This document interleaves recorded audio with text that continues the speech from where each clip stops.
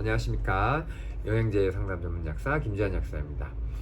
제가 최근에 여행을 갔다 왔는데 제가 인스타에 올린 제가 말 그대로 수영복 사진만 수영복만 입고 있는 사진을 보고 제 친구가 물어보는 거예요. 너 어떻게 그렇게 잘 관리를 하고 있어? 이렇게 질문을 했거든요. 아시다시피 제가 작년 10월에 피트니스 대회를 나갔다 왔잖아요. 근데 지금 4개월이 지난 시점임에도 불구하고 제가 이렇게 막 배가 막 나오거나 막 갑자기 10kg, 15kg 막 이렇게 확 찌거나 그러지 않고 적절하게 유지를 잘하고 있거든요. 그리고 대회 준비하고 별개로 뷔페도 갔다 오고 먹고 싶은 거 빵도 먹고 웬만큼 할 것 다 하면서도 제가 몸매를 잘 관리하고 있어요. 그래서 어떤 비결이 있을까 해서 제가 이 점을 오늘 영상을 통해서 하나 알려드리려고 영상을 찍게 되었어요. 참고로 이거를 제가 확실히 느낀 거는 어떤 점이 있었냐면, 제가 이때까지 먹었던 영양제가 다 일정하게 있었는데 딱 한 성분만 딱 집어넣었어요. 그리고 제가 먹고 싶은 거 다 먹고도 어느 정도 잘 유지가 된다는 걸 제가 최근 한두 달 사이에도 느꼈거든요. 그래서 이게 무엇일까? 그리고 이 점을 설명드리는 게 아마 이 영상을 시청하신 분들한테 많은 도움이 될 것 같아 알려드리겠습니다. 사실 이 성분은요, 집에 거의 대부분에 다 있어요. 소금 아닙니다.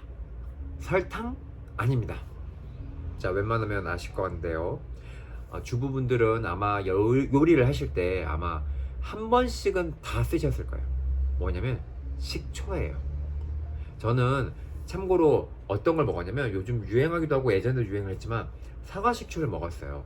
사과식초를 먹었는데 이런 성분을 바탕으로 약국에도 실제로 파는 제품이 있긴 있어요. 근데 그것보다는 그냥 쿠땡에서 그냥 몇천 원짜리 하는 제품을, 좀 유명한 제품을 사가지고 그냥 매일 먹었습니다. 그런데 제가 그거를 먹고 아까 말씀드린 것처럼 체중 조절이 굉장히 잘 됐어요. 그러면 이 사과식초가 왜 효과가 있는지 궁금하시겠죠? 그래서 저도 이거와 관련된 논문이랑 다 찾아봤거든요. 사과식초를 먹었을 때 첫 번째 효능은요, 많이 알려져 있지만 혈당 조절을 잘해요. 왜 그러냐면, 우리가 가장 걱정되는 게 뭐냐면, 어떤 탄수화물이든 우리가 달달한 걸 먹던 간에 먹었을 때는 몸에서 분해를 하잖아요. 근데 가장 큰 문제는 뭐냐면요, 혈당에 갑자기 솟구치는 게 문제예요. 그래서 혈당 관리의 핵심은 뭐냐면, 이게 들어왔을 때 조절이 얼마나 잘 되는 거지, 먹었을 때 솟구치냐로 보진 않아요. 근데 솟구칠 때도 유난히 솟구치기 너무 빠르게 되거나 또는 너무 많이 들어오거나, 이게 문제를 일으키거든요. 더욱이나 당뇨병처럼 이미 혈당 관리, 인슐린 문제가 있으신 분들은 이거 관리가 자체적으로 안 되기 때문에 난리가 나는 거죠. 그래서 건강한 사람들은요, 음식을 먹을 때 천천히 먹으라는 전제가 뭐냐면, 그 원리가 혈당이 갑자기 솟구치는 거를 조금은 천천히 스무스하게 가라, 이 의미가 저변에 깔려 있어요. 그래서 아예 우리가 용어 자체도 혈당 쇼크를 하거든요. 근데 이 식초를 먹게 되면 이 혈당 쇼크가 올 확률이 줄어들어요. 그 이유가 봤더니, 침샘이 있잖아요. 침샘에 아밀라제라고 녹말 같은 거 분해하는 효소가 아마 다 알고 계실 거예요. 있는데 이 식초는요, 이 아밀라의 작용을 방해한대요. 그러면 얘네들이 분해가 되는 걸 뭐 하냐면 더디게 하겠죠. 그러면 혈당이 갑자기 올라가는 게 줄 거 아니에요. 그게 첫 번째 있고요. 두 번째는 이 시큼한 게 들어오면 우리 위장에는요, 두 가지 밸브가 있어요. 위에는 분문이라 그러고 밑엔 유문이라는 게 있는데, 식초같이 시큼한 게 들어가면 이 유문 밸브가 바로 열리지 않아요. 왜냐면 유문 같은 경우에는 너무 산 상태에서 유문 밸브가 열려버리면 뭐냐면 밑으로 바로 내려오겠죠. 그렇게 되면 밑에 십이지장 쪽에서 말 그대로 점막이 상처가 날 확률이 굉장히 커져요. 근데 이 밸브가 열리지 않게 되면 어떻게 되면 위장 자체에서 좀 더 오래 머물겠죠. 그래서 위장 운동 자체가 좀 더 포만감을 갖고 천천히 움직이게 도와줘요. 그러면 대사가 뭐 하냐면 빠르게 되는 게 아니라 좀 더 천천히 된다는 뜻이죠. 근데 아시다시피 경험하신 분도 있겠지만, 옛날 시골에 가시면 어르신들이 소화가 안 될 때 뭘 드셨냐면 탄산수 같은 거 드시거나 집에 있는 식초같이 시큼한 걸 타가지고 드시는 걸 본 적이 있을 거예요. 왜냐하면 시큼한 걸 먹으면 위산이 분비가 더 잘 돼요. 그러니까 뭐냐면 이 식초 자체가 소화에도 도움이 되는 게 바로 산분비 촉진 작용이 있기 때문에 그래요. 그래서 산이 분비가 잘 되면 아시다시피 산은 단백질을 이렇게 부드럽게 해주는데 도움이 되죠. 그래서 소화에도 도움이 되고요. 또 산분비가 잘 되게 되면 뭐가 되냐면 아시다시피 음식이 들어왔을 때 그 옆에 붙어있던 세균이라든지 나쁜 균들이 다 죽는 살균 효과도 일어나요. 그리고 또 이 소화와 관련돼서 연장을 하면 사과식초처럼 자연에 된 이런 유기물을 분해를 하게 되면요, 첫 번째는 뭐가 되면 술이 돼요. 근데 이 술을 계속 냅둬서 이게 산화가 더 되면요, 우리가 말하는 식초가 되거든요. 이게 화학식 기준으로 OH기가 수산화기가 있다가 산화가 더 되면 산소가 더 붙으면 COOH에서 알데하이드에서 COOH라는 산으로 바뀌거든요. 이거는 이제 그렇다고 알고 계시면 되고, 왜 이 말씀드리면 자연적으로 이렇게 과정이 바뀌면서 시큼한 산이 되는데 이 과정에서 뭐가 있냐면 남는 유기물들이 있어요. 발효되면서. 이게 뭐냐면 초모라고 해요. 들어보신 분들도 있는데 이 초모는 이게 사과식초를 사보시면 병에 보시면 이게 뭔가 이게 침전물 같은 게 있을 거예요. 그러면 이게 왜 더럽게 이런 이게 이렇게 잔류물을 놔두지? 이렇게 조금 찝찝하게 생각하시는 분들도 있을 텐데 이게 굉장히 좋은 물질들이에요. 버리시면 안 되고요. 이 초모가 실제로 뭐 하냐면 우리가 원하는 발효했을 때 천연으로 얻어내는 미네랄과 비타민이라든지 여러 가지 플라보노이드 같은 좋은 항산화 물질이 다 들어있는 거예요. 그리고 이게 우리 몸에 들어가면 어떻게 되냐면 이 초모는요, 분해가 돼서 들어가다면 장에 갔을 때 유해균을 억제해줘요. 그리고 우리 몸에 좋은 유산균 같은 것들이 먹는 먹이가 되는 거예요. 그래서 이 잔류물 같은 게 더러운 게 아니고요, 우리 몸을 말 그대로 건강하게 도와주는 아주 천연의 최고의 물질입니다. 그러니까 아까 말씀드린 것처럼 이 초모가 들어갔을 때는 장 환경을 바꿔주는 역할도 하고, 장 환경이 바뀌면 우리가 요즘 뭐하죠? 유산균 먹는 이유가 뭐예요? 면역 때문에 먹잖아요. 여러 가지가 있지만 당연히 장 환경이 좋아지기 때문에 면역에도 도움이 돼요. 그리고 아세트산 같은 이 식초는 어떤 역할을 하냐면 지방산 대사를 촉진시키고 젖산 대사 같은 거를 촉진시켜요. 그리고 간의 회로도에 도움을 준다고 하는데 실제 논문을 찾아보면 우리 콜레스테롤 수치 중에 LDL이라고 안 좋은 수치가 있잖아요. 이 LDL 수치가 실제로 식초를 먹은 사람들이 떨어졌다고 해요.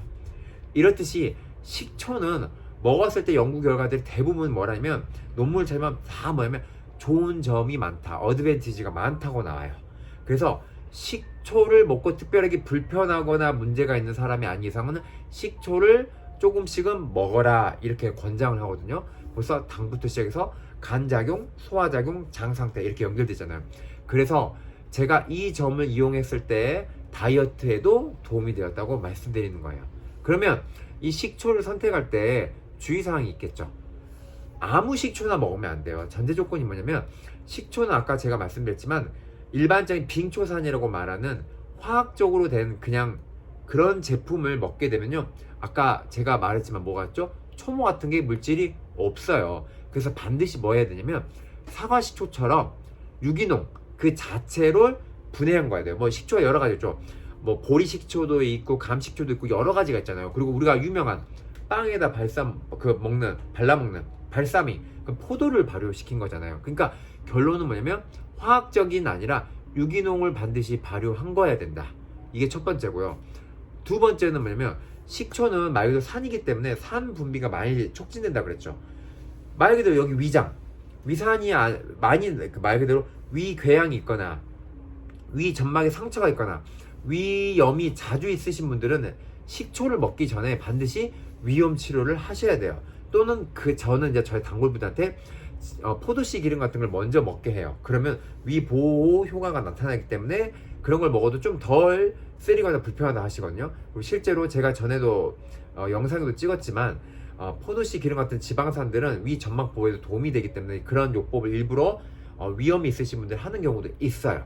그래서 어찌됐든 간에 위 상태가 안 좋으신 분들은 위 점막 보호나 치료를 하신 다음에 식초가 들어가야 돼요. 또 건강한 분도 뭐가 있냐면 식초를 먹게 되면 위산 분비가 많아지기 때문에 속이 쓰릴 수 있어요. 그래서 제가 드리고 싶은 말은 용량 조절을 꼭 필요하세요.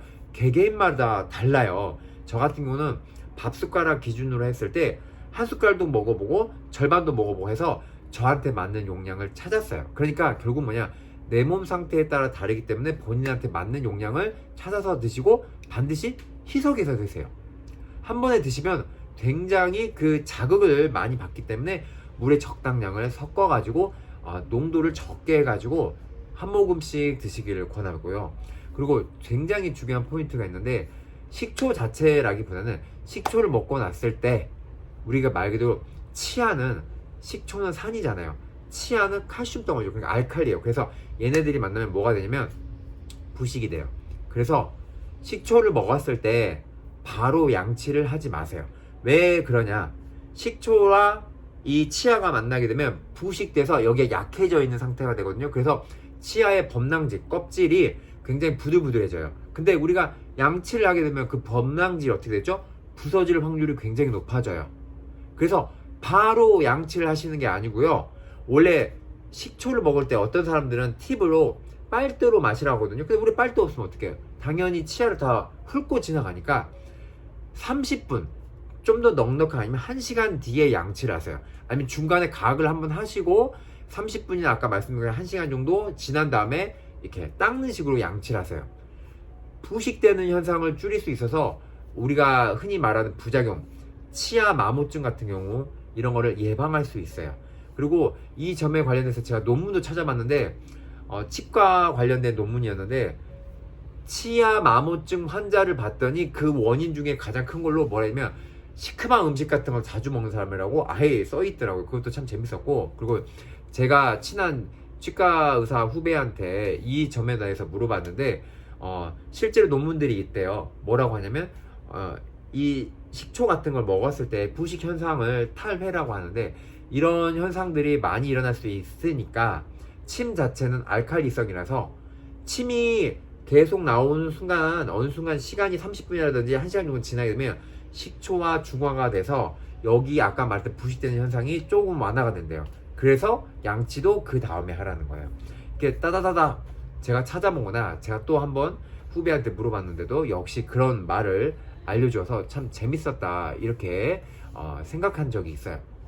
이 점을 알려드릴 테니까 식초의 장점을 최대한 많이 가져가시고, 그리고 치아 마모가 되면 안 되잖아요. 치아는 엄청난 모복 중 하나니까 이 점을 조심히 다뤄주시면서 건강 관리를 하시면 좋겠습니다.